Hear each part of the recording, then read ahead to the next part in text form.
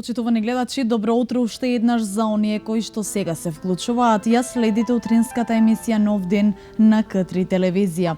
Денешната емисија ќе ја започнам со своевидна најава за домашните миленици. Денес заедно ќе се впуштиме во светот на милениците, односно ќе поразговараме за расата Стафорди. За овој вид на кучиња се вели дека се совршени, но само за искусен собственик. На оваа тема денес ќе разговараме со одгледувач на кучиња од расата американски Стафорд Териер и меѓународен кинолошки судија господин Виктор Алексовски. Добре ни дојдовте. Добро ве најдов. Благодарам на поканата за учество во вашата емисија и за да бидам гостин во едно вака прекрасно студија. Така. Не сте сам, вие сте во една многу убава придружба. Да. А ова ќе ви дозволам вие да го представите. Да. Тоа е Фалкон. Инаку Фалкон Warrior of Beauty. Фалкон, дојди. Така да, ова е еден примерок од таа раса. Американски Стафорд Териер. По FCI номенклатурата, во трета FCI група спаѓа. Инаку, совршено куче за дома, за друштво, за фамилијата, пријатен со децата, пријатен со гостите, со сите. Значи, агресивноста, иако налик изгледа присутна, Така. таа воопшто не е присутна кај оваа раса. Се разбира, потребно е да се има добра социализација на кучето. Тоа е за сите раси еднакво. Не само за стафорите, но тие се американски Стафорд Териер е малку потемпераментен, што значи дека повеќе заинтересиран за околината околу себе, што се гледа и тука сега, например. И треба да му се приреди едно убаво воспитување. Што е она што вас ве потегна да се определите да одгледувате токму оваа раса на кучиња? Прво, значи вака, самиот изглед, самиот начин на кој што тоа куче изгледа на оваа раса, значи мене лично ме плени. Прво, јас сум по струка дипломиран професор по физичко воспитување и така да самиот спортски тип на куче ме привлече кон тоа да се занимавам, да чувам како домашен миленик едно куче од оваа раса. Така. Но со тек на време тргнав по изложби, се интересирав, тоа е надпревар, еден убав надпревар, кинолошки надпревар, во кој што се проценува квалитетот на кучето кое што е изнесено на изложба, неговата анатомска градба, неговата градба на глава во типот на својата раса, анатомски правилно куче, исто така и самиот карактер, темперамент на изложбата, значи социализацијата, тука се исто гледа. Значи многу аспекти придонесоа за тоа да се занимавам со одгледување на оваа раса, кој што воопшто не е лесно. Така. Како што рековте и самите, се вели дека овој вид на кучиња видно се разликуваат од другите раси. Да. Прво, американски Стафорд Териер е раса која што можете буквално се да ја научите, се да го дресирате. Познавајќи дека сите кучиња кои што се заинтересирани за игра, што сакаат да се играат, че куче што сака да се игра може да се научи се. Едноставно, интелигенцијата е на доста високо ниво, затоа можеме да да очекуваме од него да прифати сите дресури, сите видови на дресури може да ги прифати нормално до одреден степен. Така, ајде да започнеме со тие дресури, со тие тренинзи. Како изгледа еден ден на Фалкон? Еден ден на Фалкон. Вака сега, значи имаме период во кој што имаме изложби. Имаме период во кој што немаме изложби одреден период. Имаме предизложбен период во кој што кучето е под одреден тренинг. Се знае колку треба да трча, колку треба да јаде, што треба да јаде, во кои дози, ден-два пред изложбата што треба да јаде, како треба да се однесуваме со него во врска со потрошена енергија пред изложбата или за време изложбата. Терминот околу многу битен исто кога се чува едно куче за изложби е кога истото куче треба да тргне на изложба. Јас многу пати ќе кажам на пријателите, им советувам и на сите други Фалкон што се занимаваат со ова, што сака да се занимаваат, што сака да идат по изложби, им советувам дека изложбата започнува од моментот на излегување од дома. Некои луѓе кидат на изложба и таму го спремаат и кучето и сите тие други марифети. А јас имам едно друго мислење. Фалкон, дојди. Имам едно друго мислење, дека изложбата започнува од дома. Значи, со самото излегување од дома, самото куче добива сигнал дека тргане на изложба. И се припрема и психички. Точно разликуваат дали идеме да се шетаме или тргаме на некоја изложба. Точно разликуваат, го знаат движењето, мое припремата на сите тие нели транспортери, кафези, тие што се одредени помошни средства кои ни помагаат во врска со изложбите. Значи има тука и шминкање, и шишање, и икс други работи. Значи изложбата започнува од дома, со самото излегување од дома, со влегување во кола.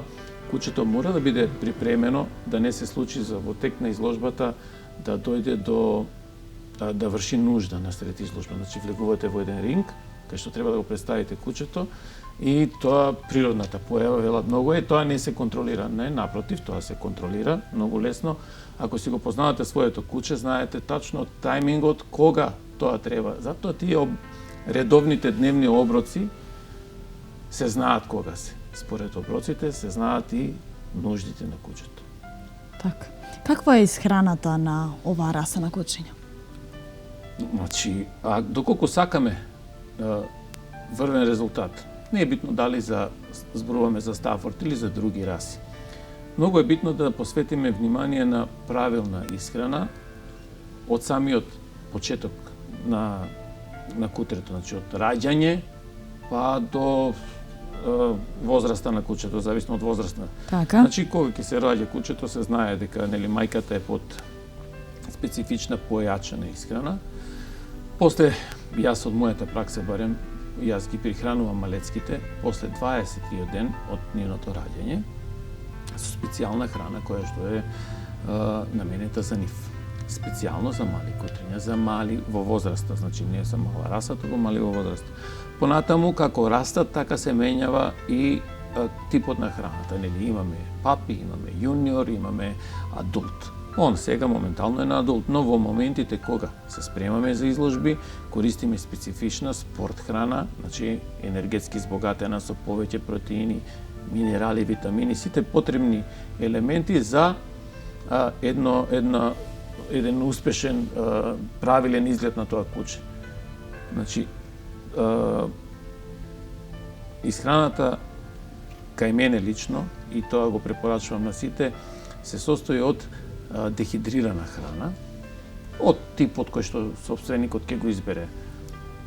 Еукануба, Ројал Канин и има други премил, има зависност од цената, од квалитетот, секој собственик може да се избере и да забележиме, секој куче не поднесува исто храна. Значи, може би еуканубата му одговара, а Ројал Канинот не може. Како кај луѓето, така, како да е го алергичен на приметувате него. тоа? Па тоа се приметува по бојата на влакното, по сјајот на влакното, по како кучето приоѓа кон таа исхрана, по изметот нормално. Значи, како одгледувач или како собственик на едно куче треба да си го познавате кучето, треба да го пратите неговото движење. Така. Како расте, како се однесува, бојата на влакното и сјајот и тие други работи. Така. Ние имаме едно кратко видео, еден мал дел од тоа како изгледа дресурата на фалкон. Предлагам да го проследиме. Може, зашто да не. Да. Мене ми беше многу убаво. Кога го виде? Да. Сега идеме во живот таму или?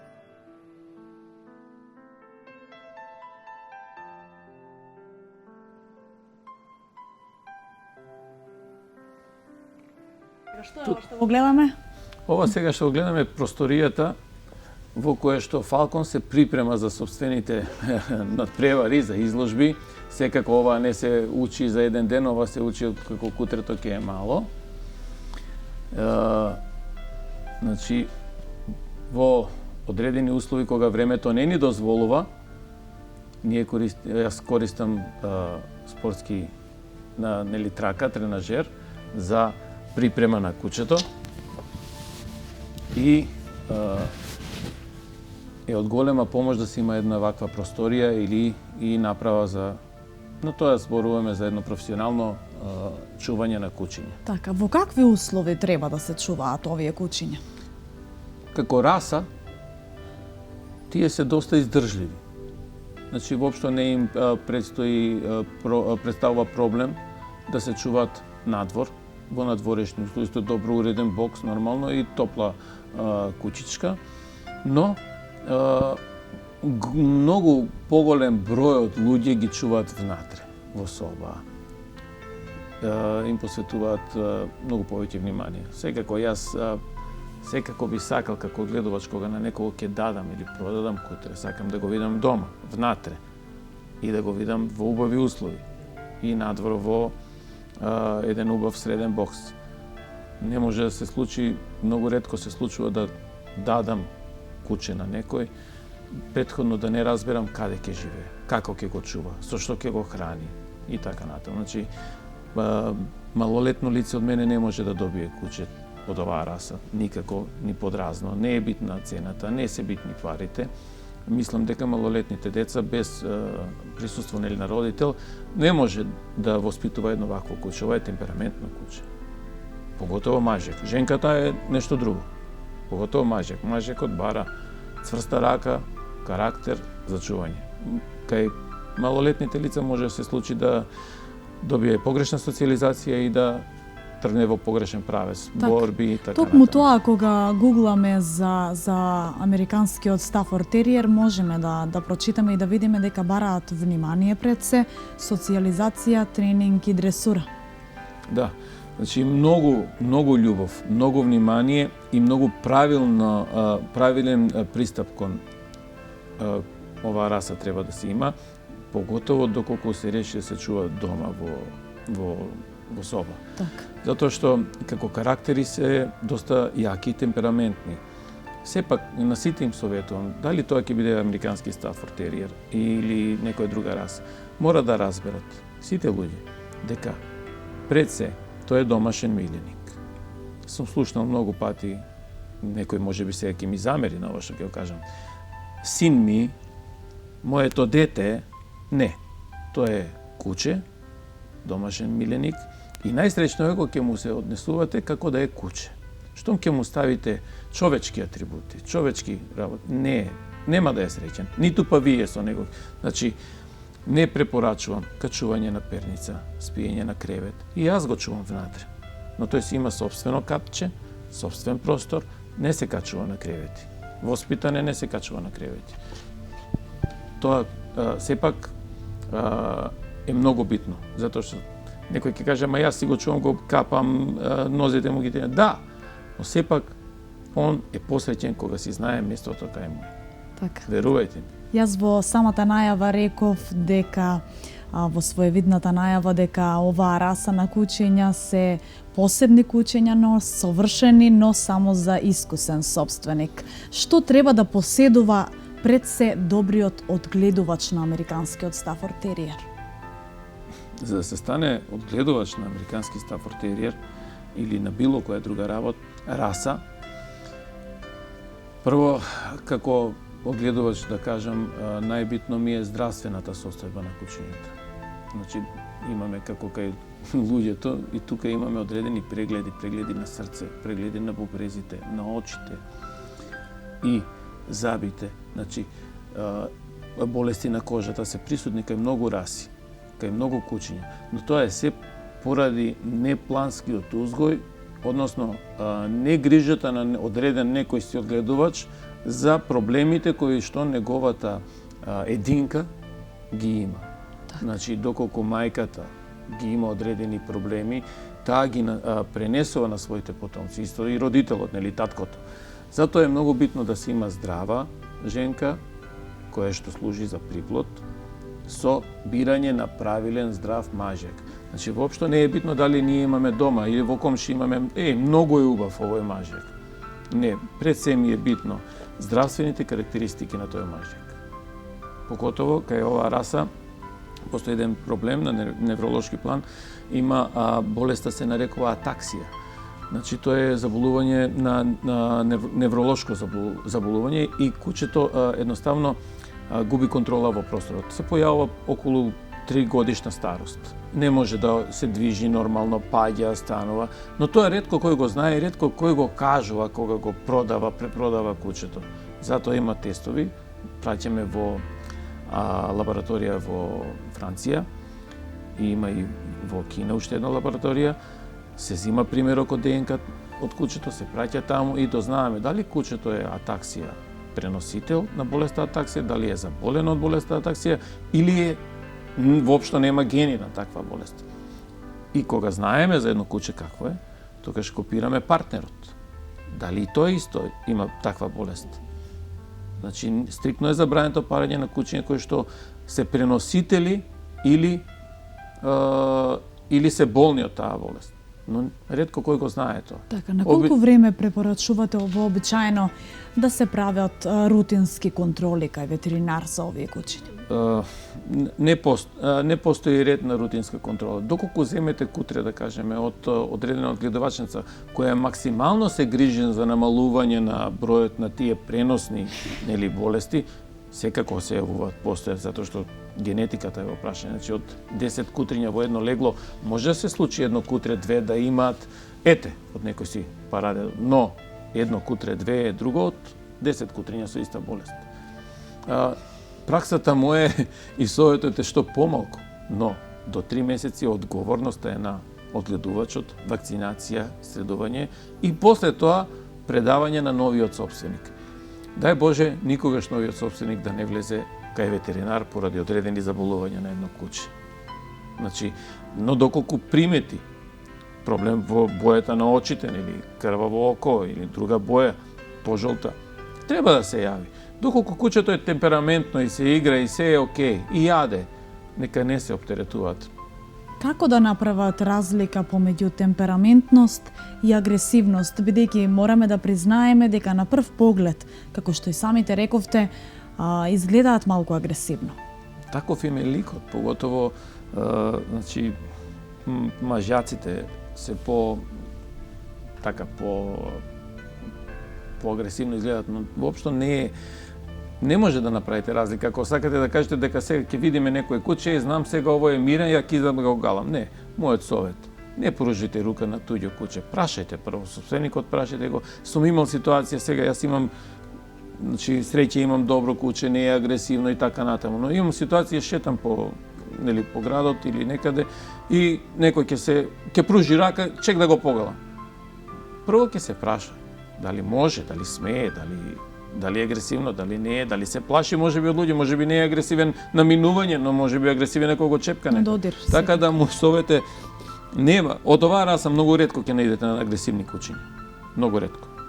Од оваа раса многу ретко. Подобро пазите се од помалите раси, од другите раси кои што се наменети за чувари. Оваа раса е наменета за дома. Веќе почна да спаѓа како салонско куче, затоа што веќином се чува дома. И воопшто да не се загрижувате за агресивност.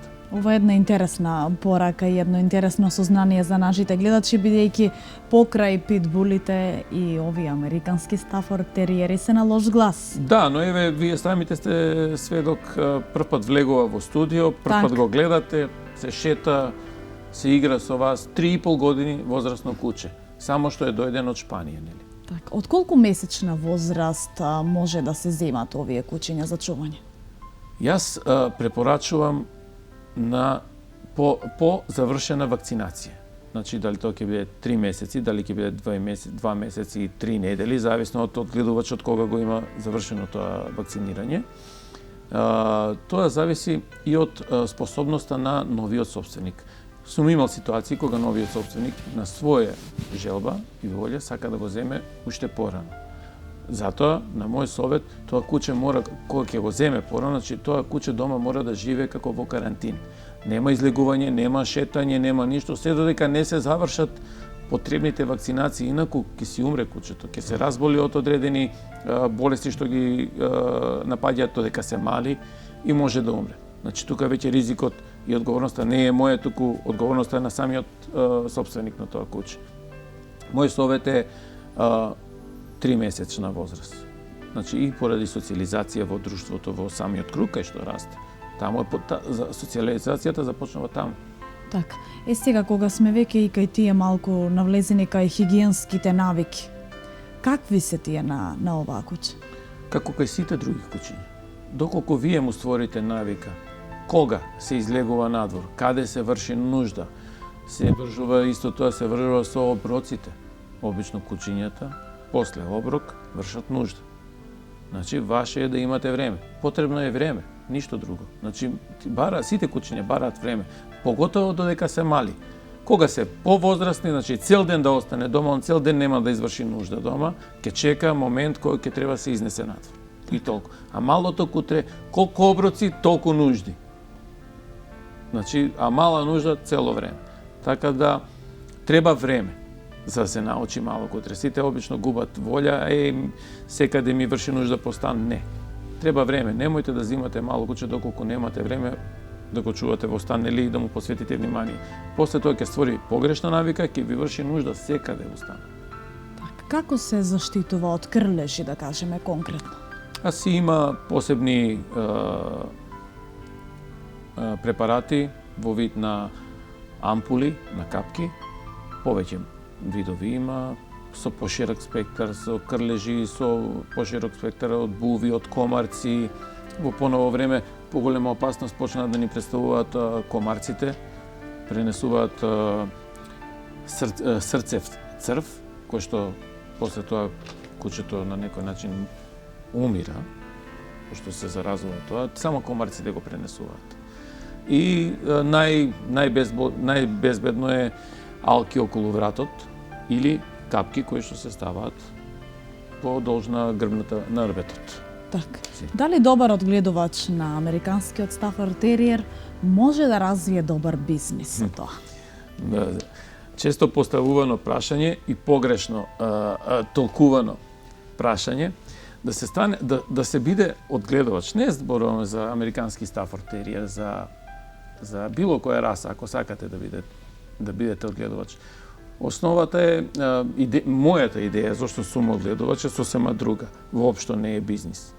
Тоа воопшто не е бизнис.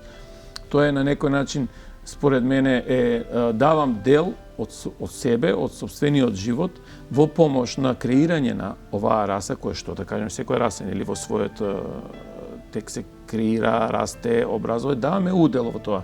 Со тоа што бираме правилни единки за узгој. Гледаме болестите да се минимално присутни, односно да ги нема во тие единки. И така овозможуваме една раса да живее, да стекне со позитивни, со поубави гени, што ги пренесува и понатака. Збориме анатомскиот изглед, но пред се здравствениот изглед. Значи, кучето може да ни биде и убаво и не, но побитно е да ни биде здраво кучето. Според мене така гледаме. Јас гледам така.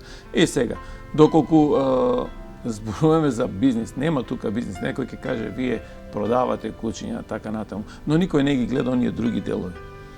Значи, ако зборуваме дека јас во тек на една година имам од 15 до 20 изложби минимум, а некогаш и 40, зависно каде. Најефтината изложба во Македонија да се тргне, да се стигне, да се уплати за учество, би ве чинело околу 100 евра. Ако израчунеме колку тоа пари се тие 30 изложби, тоа се 3000 евра за Македонија, а зборуваме дека учествувам на изложби не у Македонија само, туку во Македонија, во Србија, во Романија, во Маѓарска и така да, значи тие изложби носат многу финансиски труд, потрошени пари, но чувството е друго кога еден ден добивате вакво нешто. Так. Значи, добивате вакво нешто не само на изложбите во Македонија, значи добивате на меѓународен план. Значи, Конкретно овие пехари овде што се кај нас, од што се, дали можете да ни прецизирате? ова е само еден дел од збирката на пехари од мојата гледувачница. Овие конкретно се на Фалкон. Главата, значи може режијата да ги Така, може да ги зумираме режија. Имаш и други Така, снимци. имаме и други инсерти, ќе ги инсерти. погледнат нашите гледачи. Значи, оваа глава е од најпрестижната европска специјализирана изложба за американски Стафорд териер, Амстаф Мајор. 2014 година во конкуренција од 170 кучиња, а во својата собствена класа млади Стафорди, млад американски Стафорд, 47 кучиња, Фалкон се закити со прво место на најпрестижната европска специјализирана изложба. Изгледа е многу популарен. Да, и мислам многу е познат веќе. Он има и негов син кој што оваа година победи на европската изложба и стана прво место. Европски шампион стана. Син на Фалкон. Така. Да, во класа бебиња. Дали се уште е ваша собственост Не, или? тој е собственост на еден врвен Пол Маркс, врвен одгледувач од Холандија. И горд сум што една таква одгледувачница има крв од мојата одгледувачница. Другите две се од едно патешествие на Фалкон. Тој беше една година и пол беше на гости во една од најпрестижните одгледувачници во Шпанија, кој на собствено нивно барање изразија желба да биде нивен гост година и пол, да идат по изложби и да го користат за размножување во нивниот кенел. Значи, зборуваме дека имаме присуство со генетика и во Шпанија. Таму истиот победи на најатрактивната специјалка монографика, ја нарекуваат тие. 300 кучиња беа пријавени и присутни, од кои што тој стана најубаво куче во Шпанија. И за 2015 година официјално е изберен за најуспешен американски Стафорд териер во Шпанија. Тоа постои и на интернет, може да се провери и секаде, значи. Така. Ние ве посетивме кај вас и снимивме отаму неколку делови од се она што досега го имате остварено, од наградите, од признанијата и вакви слични пехари, па би можеле да погледнеме режија па да прокоментираме. Вака.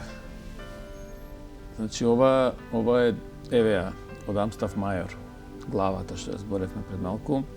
Десно до неја се гледа од специјализирана изложба една од појаките во Србија, тоа е Инџија.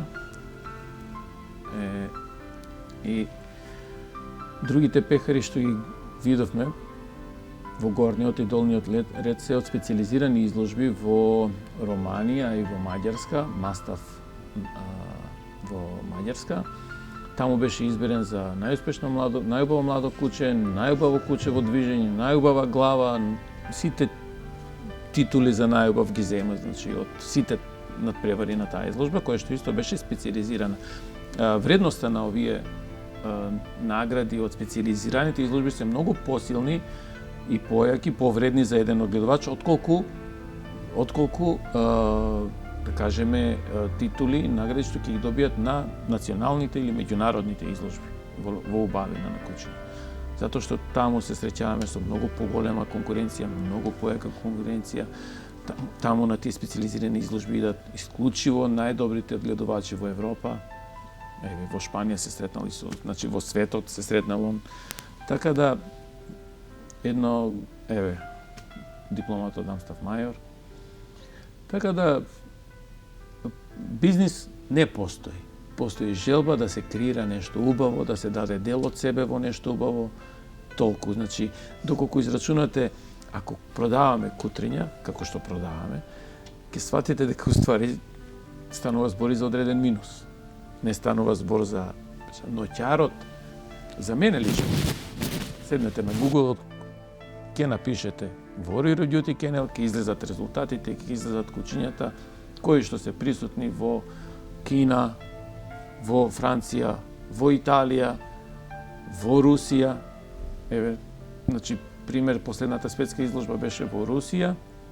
Сестрата од Фалкон има две кутриња од Незе, еве ова се едни од титулите, од многуте пехари. Има две кутриња од Незе, кои што стана со европски титули. Значи, со светски. Во две различни класи, една женка и еден мажек од 6 до 9 месеци и една женка од 9 до 18 месеци стана V2 на светската изложба. Значи, тоа е огромен резултат за едно куче, а поготово за мене се гордеам затоа што во тие кутриња мајката е од мојот кенел, нели? Така. Сега, верувам дека дел од нашите гледачи кои во моментот ја следат емисијата и се заинтересирани да чуваат едно вакво куче, поставуваат едно прашање, јас ќе почнам и од свој личен аспект, а тоа е какви се во соодносот со мали деца? Значи, како што кажав, за луѓето, воопшто, за малите деца, значи, воопшто нема никаква греш. Значи, он живее дома со деца, живее и гости доаѓаат со помали деца, со сите се дружи, се игра, се трга на страна кога веќе му досадуваат и не може да ги поднесува. Значи, нема никакви реакции на агресивност. Тука да се разбереме. По-безбеден е отколку малите раси. Малите раси знаат да вратат на детето, затоа што малку си поагресивни малите раси. Тој е нешто друго. Значи, американски Стафорд териер не треба да ве загрижува во врска со агресивност. Секогаш. 100% ви кажувам. Так. Доколку постои агресивен американски Стафорд териер, грешката е во сопственикот. Не е грешката во кучето.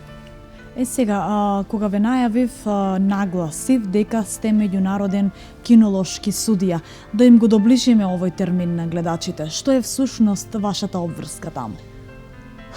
За да се стане кинолошки судија, прво треба да се исполнат одредени норми, пропишени со правилниците кои што ги донесува Кинолошкиот сојуз на Република Македонија.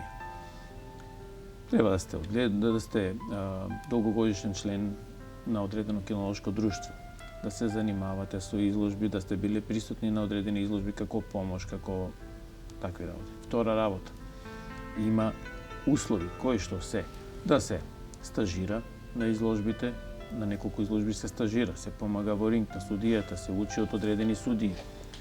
Потоа има теоретски дел, се иде да се на испит, се полагаат испити. FCA е пропишало 10 FCA групи, поделени кучињата се поделени во 10 FCA групи. И не може да се стане за секоја. Има ред. Значи може да полагате за една FCA група. После одреден период како судија може да поднесете барање да полагате за друга FCA група. И така натаму. Се додека вие сте заинтересирани или за тоа ви е овозможено доколку Кинолошкиот сојуз смета дека можете да се занимавате со тоа. И сега имате национален и меѓународен судија. Значи што значи меѓународен кинолошки судија? Значи дека судам на меѓународни кинолошки изложби во Македонија, но повеќе во странство. Значи специализирани изложби за расата американски Стафорд териер. Имам судено во Србија, да кажеме, во комшии тука неколку пати. Имам судено во Германија, во Франција. Имам сега покани за Шпанија и Русија. Така да одговорност ви излегуваат кучиња на судење. И што гледате? Гледате дали кучето од одредена раса во која што му судите, нели? Е во тип на својата раса, во тип се мисли на главата, нели? Потоа продолжуваме на телото, обликот на телото, должината на вратот, дали е како што треба. Секој куче има различит стандард кој што вие треба да го познавате, за да можете да му пресудите дали тоа истото куче ги исполнува тие норми на тој стандард. Доколку не ги исполнува, има начин, значи, или оценка помалку, или дисквалификација на истото куче. Се гледаат распоредот на забите и одредени други работи. Фалкон, седи. Значи, забите, бојата на очите, поставеност на ушите, должината на носот, на муцката, секоја раса посебно се оценува. Значи, не е исто тоа. Анатомијата, поставеност на предните нозе, поставеност на аглованоста на плешките, на лактите, на рамењата, на задните нозе. Сето тоа се елементи и сегменти кои што дават една групна оценка на едно куче, кое што може да добие оценка тројка, четворка, петка. Ако добие петка, значи автоматски добива кандидатура за ЦАЦ, државен шампион. Во наша Македонија потребно е 2 ЦАЦа да стане шампион на Македонија. Во други држави е малку потешко, некаде повеќе, некаде помалку. Например, Фалкон стана шампион на Шпанија, таму треба неколку титули ЦАЦ во одредени категории, различни судии и победа на специализирана изложба за Стафорд. Значи, во тек на една година во Шпанија може да има 2-3 шампиони од одредена раса, не повеќе. Ние имаме уште едно видео спремено од Фалкон, па би сакала и тоа да го прокоментираме, да погледнеме за што станува збор.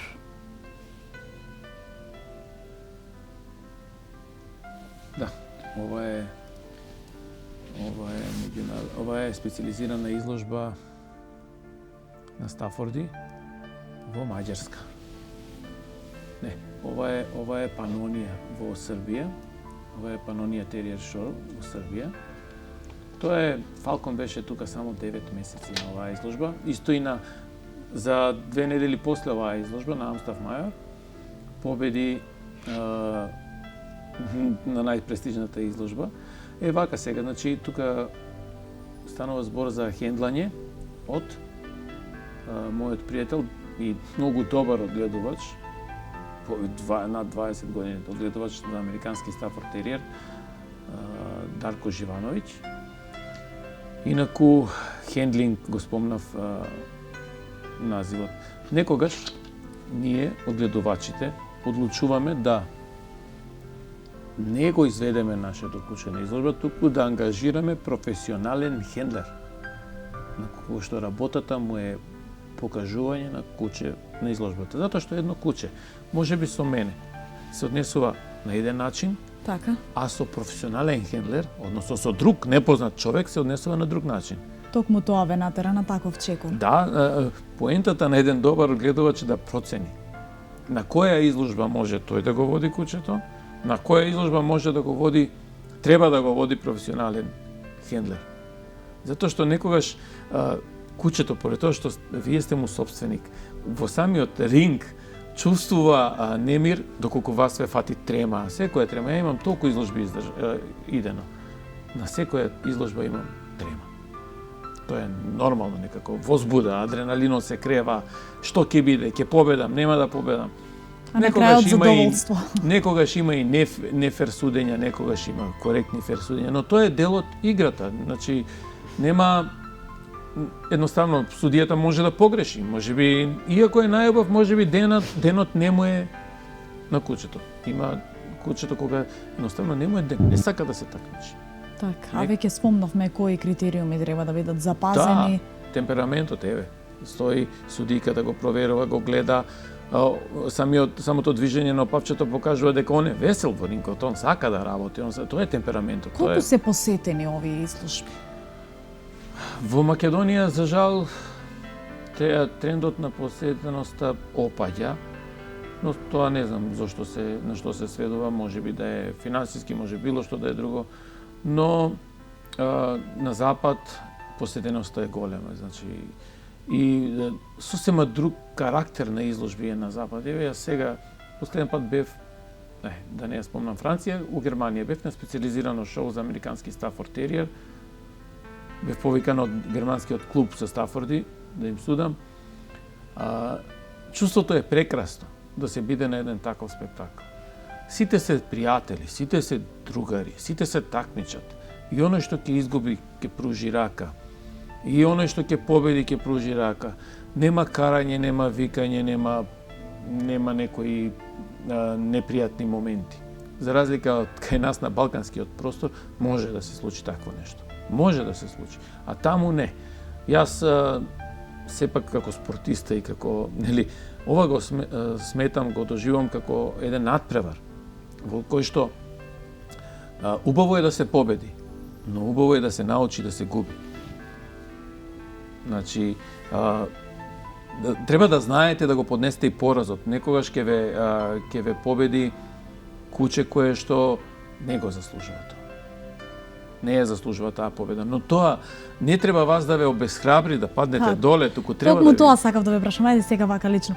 Се случило ли некогаш? Како реагирате во такви ситуации? Не некогаш се случило, неколку пати. Мислам, кога се такмичите. Тоа е исто како у било кој спорт, кога ќе се случи да вели судијата ја намести, не суди пенал или не. Слично и овам.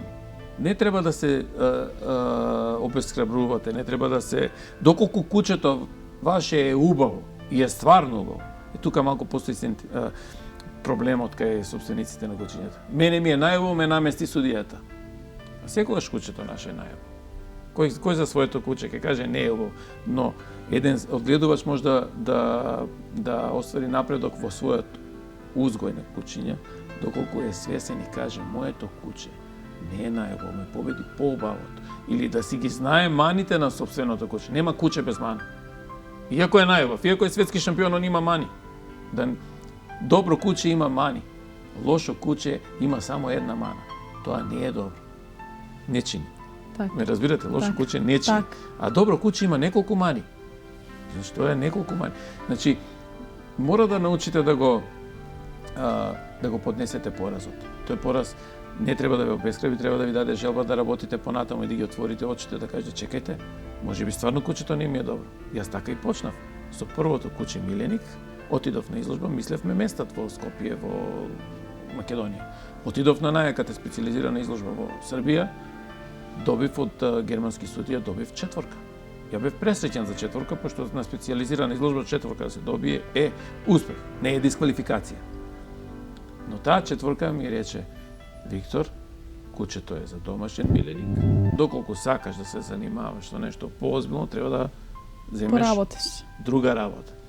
И така почна сето тоа. Земав 2 женки со добра генетика, од добри одгледувачници, искористив средства, финансиски парев со добри мажјаци и за кратко време направив одреден резултат. Топлата вода е измислена. Ние треба да ја одржиме топла и да ја подгрееме, ништо друго. Така. Сега, што би им препорачале на идните собственици на американски Стафорд териер? Доколку немаат време да чуваат куче, да не го зимаат.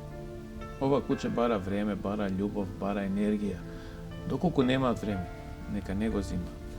Доколку имаат време и сакаат искрен пријател, секогаш расположен, секогаш да се игра, да се движи убаво покрај нив и да е... Значи, разликата во оваа раса од другите раси, оваа куче на 11 годишна возраст е исто. Како мало дете, он секогаш сака да се игра, секогаш сака да е присутен до вас, секогаш сака внимание. Значи, доколку немаат време, нека не зимат. Кога решат да зимат, нека отворат малку книги, нека прочитаат. Или на Google, нели сега во помодерно време. Дали тие се наоѓаат во таа раса? Не секоја раса одговара на човек. Затоа постојат повеќе раси на кучиња. Креирани се за повеќе типови на намени, нели лов, службени кучиња или салонски кучиња. Секој ќе се пронајде себе, доколку е спортист и сака да се шета. Во секој случај му треба Стафорд, нели? Секојаш спремен за игра. А треба да се пронајдат себе си дали ми одговара тоа куче. Втора работа, треба да да знаат што очекуваат од тоа куче, што би очекувале од тоа куче, таму ќе прочитаат се и да бираат каде ќе земат куче. Не секогаш цената, а кај нас за жал во Македонија, цената диктира изборот на куче. Значи, цената е за разлика е различна од 150 евра до 500, 600, 700, 800, 1000 евра. За македонски услови е цената од 150 до 500, 600 евра. Но, треба да се знае дека во момент ќе уштедите можеби 200 евра. Во моментот. Но ќе земете куче со X болести, што ќе ги потрошите не 200, уште неколку пати по 200 евра на лечење, на мастови, на едно друго. Значи, најбитно е да се прочита узгојот, генетиката. Тоа пишува се, денеска е лесно на Google, ќе напишете и ќе ви излезе се.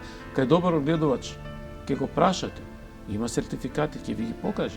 Педигрето постои сертификати за снимени колкови лакти, се си стои тоа. Значи, доколку бира некој, дали тоа во оваа раса, да напоменам, не за Стафорд, за сите раси, не за американи. Бирајте од кога ќе купите куче. Подоцна, поскапо ви излегува. Значи, у старт ќе уштедите 100 евра, 150 евра, 200 евра. Исти ви се обрските. Иста енергија за чување, иста храна за трошење, исто чистење имате. Се ви е исто. Само кучето не ви е толку здраво и не ви е толку убаво како што вие сте сакале да ви биде кога сте го купувале. Затоа, доколку немате пари, не купувајте. Почекајте, соберете или разговарајте.